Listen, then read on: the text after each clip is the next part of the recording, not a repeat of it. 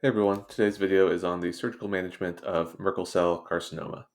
Now, as you might recall from my colon and rectal cancer videos, I thought rectal cancer is best remembered as colon cancer plus, and in this case, I think Merkel cell, being a pretty aggressive cutaneous neoplasm, is best remembered as being melanoma plus. So if you think about your treatments for melanoma, just remember that Merkel cell is even more severe than melanoma, which is otherwise kind of our most aggressive cutaneous malignancy.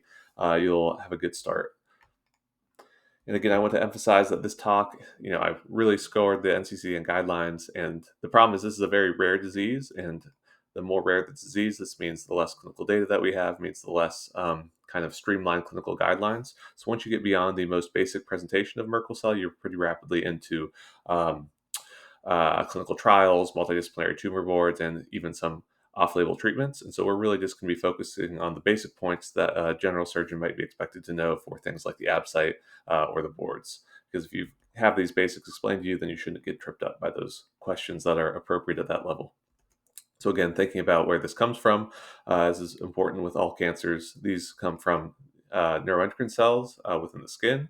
So it's kind of a neuroendocrine tumor. And these are called the Merkel cells, of course. And really, the first barrier towards good diagnosis of these rare lesions is a good history. These are often misdiagnosed or not brought to somebody's attention because they are usually asymptomatic lesions. As you can see over here, they're kind of a intracutaneous or subepidermal lesion. The epidermis itself is pretty rarely involved, although it can be discolored, like red in this picture, sometimes blue, sometimes otherwise.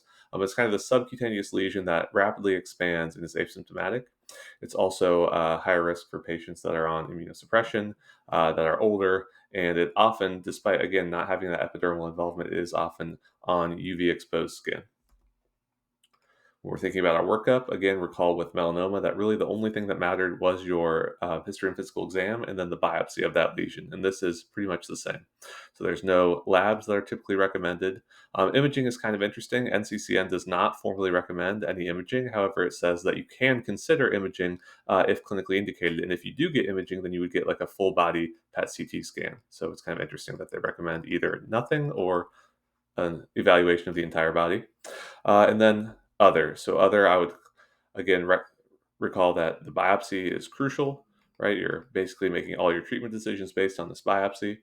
You want to get that good history and physical, looking for those AEIOUs of Merkel cell disease, which again are asymptomatic, expanding rapidly, immunosuppression, older than 50, and UV exposed skin. And then finally, you want to make sure you do a good clinical node exam because if you do have clinically positive nodes, you're going to have to sample those pre-op because that will pretty significantly impact your treatment algorithm.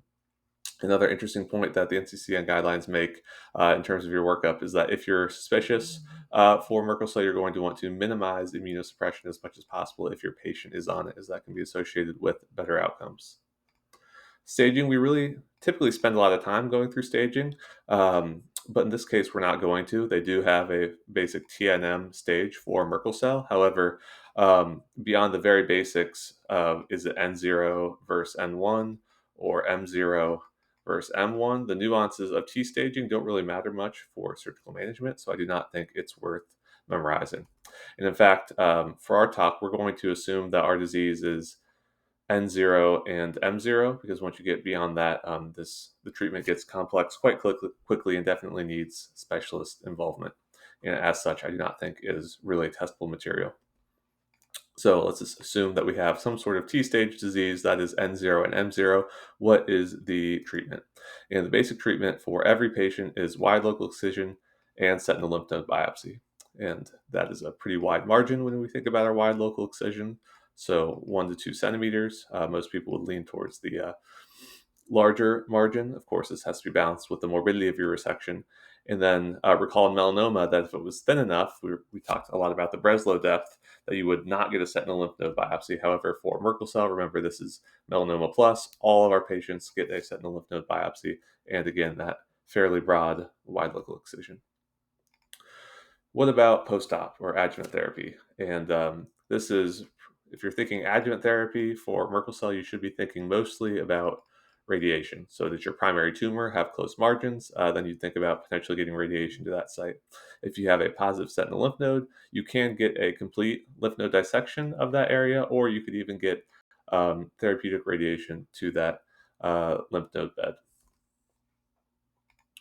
All right, so to review, again, that's really not too much information, but I think that's probably all that you could be tested on for general surgery related testing purposes. And anything beyond this is really somewhat controversial and has a lot of pros and cons of this and that. And you could consider all of the above. So we really just wanted to focus on the highlights here that are pretty certain. So again, this is a rare and aggressive cutaneous lesion. When you're thinking about the workup, really the biopsy is the key, and you should have a high index of suspicion for asymptomatic, rapidly enlarging lesions that they could possibly be a Merkel cell carcinoma. And if they're surgically resectable, which for the purposes of this talk, we're going to just say is primarily the N0 and M0 disease, then those patients are all going to get wide local excisions plus sentinel lymph node biopsies. That's it. These videos are for educational purposes only. Do not use to diagnose or treat any diseases. This is not clinical advice, and we will see you next time.